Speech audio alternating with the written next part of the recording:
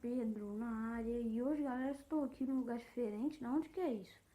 É no servidor de Skyoz aqui da Lifeboat. E hoje, galera, estou aqui para um vídeo diferente, ensinar vocês a como se registrar no servidor aqui da Lifeboat de Skyoz.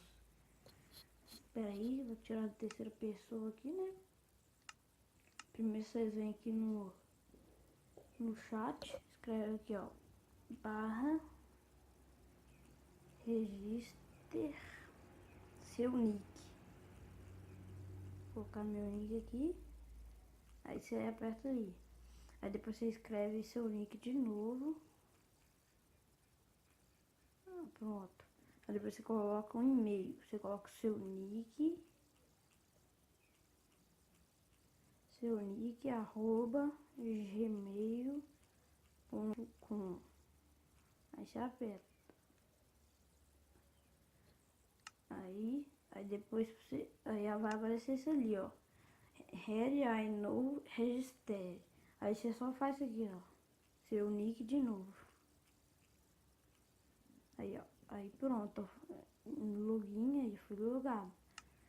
Aí, ó, tô aparecendo aqui embaixo que eu não, acho que eu tá arrastando essa bolinha que é 0 coins. Aí, ó. Aí quando, ó, tipo assim, quando você for sair, ó, você vai entrar de novo, né? Aí pra você for entrar de novo, você faz isso aqui, ó. Quando você for entrar de novo, com esse, tem que ser com esse mesmo nick. Se for com o outro, você tem que registrar tudo de novo.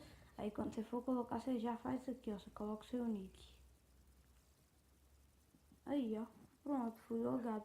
Toda vez que você sair e for entrar de novo, vocês fazem isso. E galera, esse foi o vídeo de hoje. Se vocês gostaram, deixe seu like. Até mais.